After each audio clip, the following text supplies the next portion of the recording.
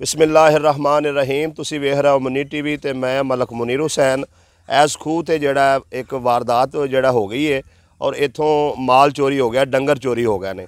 किन्ने डंगर गए ने, जगह की लोकेशन की है, पूरी तफसीलात जड़ी है हाफिज साहब तो जानने। अस्सलाम वालेकुम जी। जी वालेकुम सलाम। आप साहब पहलो जगह की लोकेशन दस दिओ। ये जगह जनाब हैगी है महला कीमगढ़ी तो अगे हो मंडा टाउन के नाल है मलक सरफराज का डेरा। उस तो अगले पासे वे कारी इस्माइल साहब का डेरा है। ये कीमगढ़ी वालों भी रस्ता आता है, नवी पुरानी भैनी वालों भी इनू रस्ता लगता है।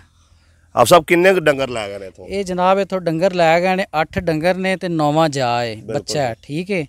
तो ये तकरीबन 9 डंगर बनते हैं।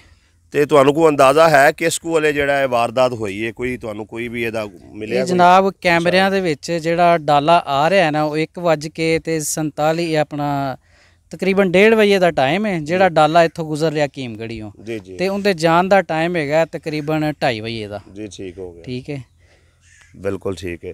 नाजरीन, बंद इंसान ने अगर मोटरसाइकिल बनाई होंदी है तो वह सवारी वास्ते होंदी है, उहदे ते बंदा आप पैसे खर्च करता है। अगर इंसान किसी ने कोई गड्डी बनाई है, वो भी सवारी है, उहदे ते बंदा भी आ जाके अपना उहदे ते आप पैसे खर्च करता है। कोई सोना बनाया तो वह बंदा खुशी गमी पाण वास्ते होंदा है, उहदे ते भी आप पैसे खर्च करता है। ये जेड़ा माल होंदा है, ये बंदे दा रोज़गार होंदा है। यदि बंदा सेवा करके ते जेड़े अपने बच्चे ने उन्हां वास्ते रिजक कमांदा है। एक अल्लाह ने जेड़ा रिजक दा सहारा बनाया होंदा है। ये भाईयां ने जेड़े ने इन्हां दे इधर आओ जी चाचा जी। ਇਹ ਚਾਚੇ ਹਰਾਂ ਦੇ ਜਿਹੜਾ ਤਕਰੀਬਨ ਜਿਹੜਾ 9 ਡੰਗਰ ਜਿਹੜੇ ਨੇ ਉਹ ਇਥੋਂ ਖੁੱਲ ਗਏ ਨੇ, ਚੋਰ ਚੁਰਾ ਕੇ ਲੈ ਗਏ ਨੇ ਔਰ ਰਾਤ ਦੇ ਵਕਤ ਇਹ ਵਾਰਦਾਤ ਹੋਈ ਹੈ। ਚਾਚਾ ਜੀ ਜਿਸ ਵੇਲੇ ਵਾਰਦਾਤ ਹੋਈ ਹੈ ਤੇ ਇੱਥੇ ਕੋਈ ਵੀ ਨਹੀਂ ਸੀ ਹੈਗਾ? ਇੱਥੇ ਜੀ ਕੋਈ ਨਹੀਂ ਸੀ, ਕੋਈ ਬੰਦਾ ਨਹੀਂ ਸੀ ਹੈਗਾ।